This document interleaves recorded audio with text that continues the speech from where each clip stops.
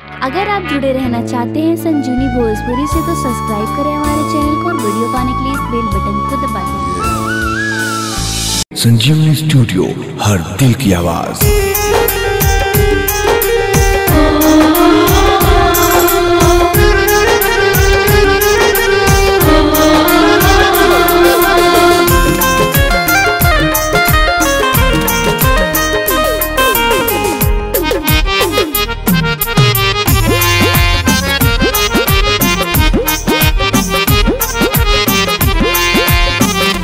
अगमई हर दिया दूब पाता गना,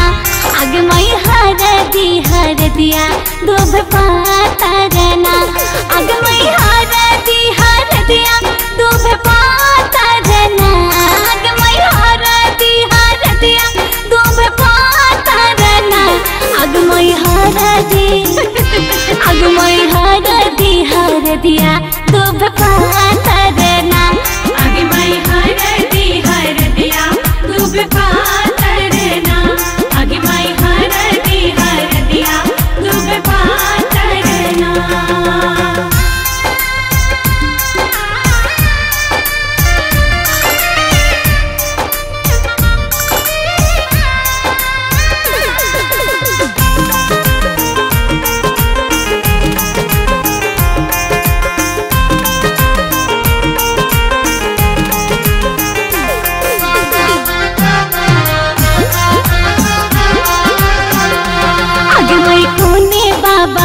हरदी चढ़ाबै छै ना, अगमई कोने बाबा हरदी चढ़ाबै छै ना, अगमई कोने बाबा हरदी चढ़ाबै छै ना, अगमई कोने बाबा हरदी चढ़ाबै छै ना,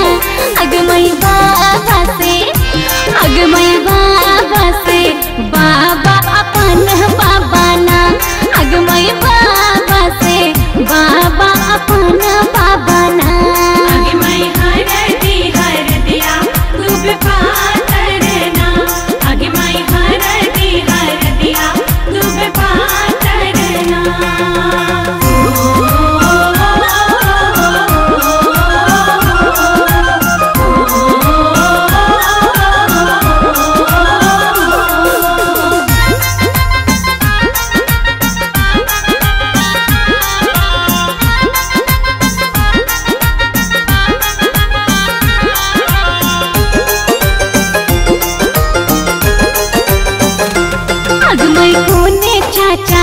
हरदी चढ़ाबै छै ना, अगमई कोने चाचा हरदी चढ़ाबै छै ना, अगमई कोने चाचा हरदी चढ़ाबै छै ना, अगमई कोने चाचा हरदी चढ़ाबै छै ना, अगमई चाचा से चाचा अपन चाचा ना, अगमई चाचा से चाचा अपन चाचा ना, अगमई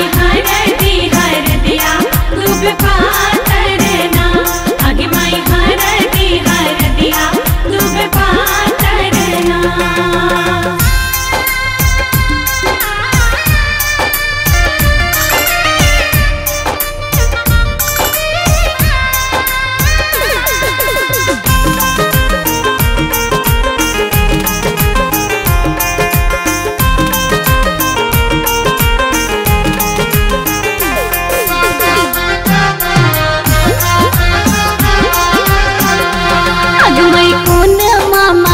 हरदी चढ़ाबै छै ना,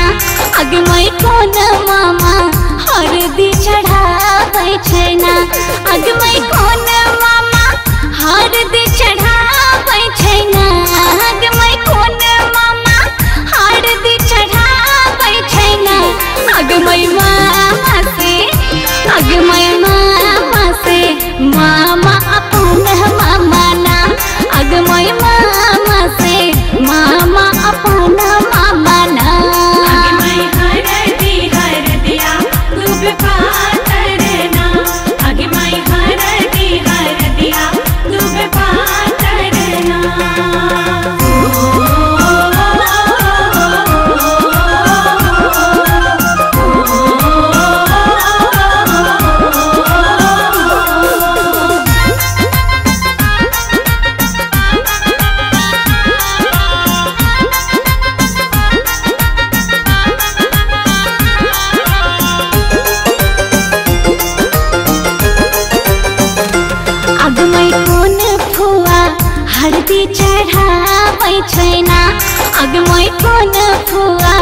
आरती चढ़ाबै छै ना।